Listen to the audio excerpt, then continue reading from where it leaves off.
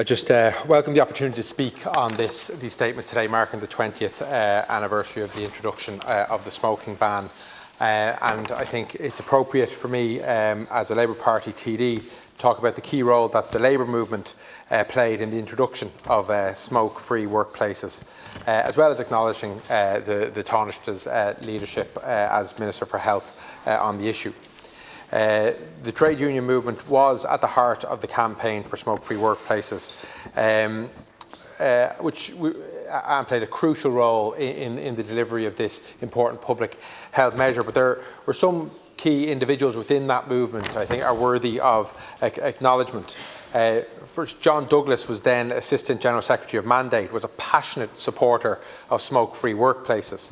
His union, representing many bar workers all over the country who were the most exposed to the harmful effects of second-hand smoke and resultant early deaths from cancer and heart disease. And for me, as a young man, as a 20-year-old in 2004, I thought my biggest exposure to second-hand smoke would have been through socialising as opposed to work, and socialising in the workplaces that were bars and nightclubs, and the difference that it made literally overnight was quite substantial.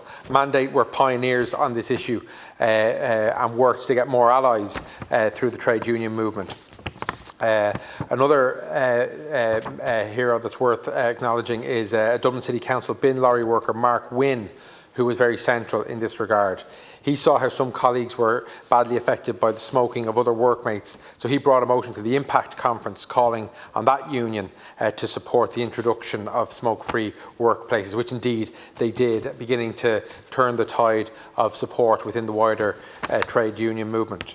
Another individual who was central to bringing the movement along was the CEO of the Office of Tobacco Control, the late Tom Power.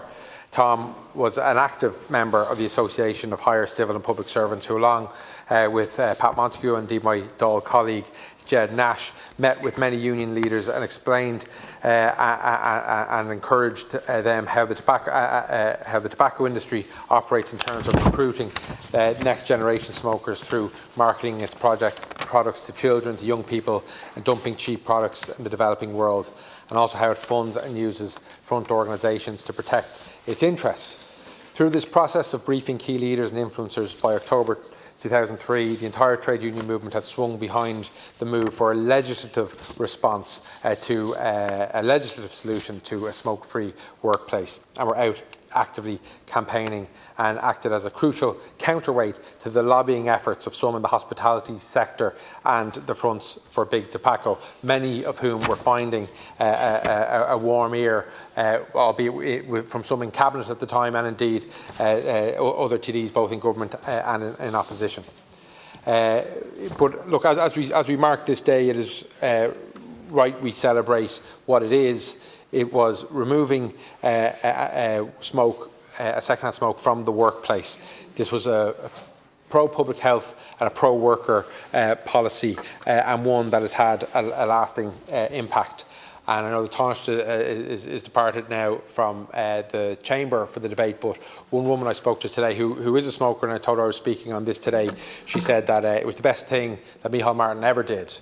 Now, whether he believes that himself or not, it certainly will be a defining policy and legacy achievement of his political career, and I think one that set Ireland out in a positive way as a pioneer and a leader in this area. And we have a new frontier, I think, in this whole space.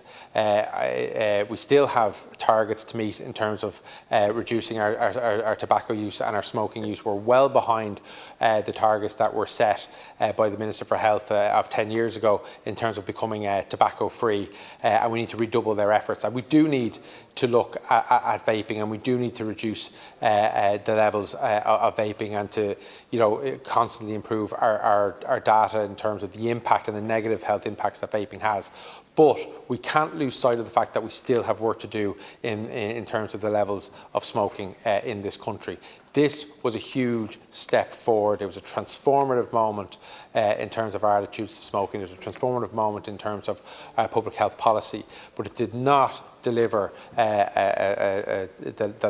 the levels of smoking that we want to see in this country. So there is more to do on that. There's a lot more to do on vaping. But for this debate and for what we're speaking about today, I think it's worth acknowledging just what a legacy achievement this is, what a proud achievement it was for our country.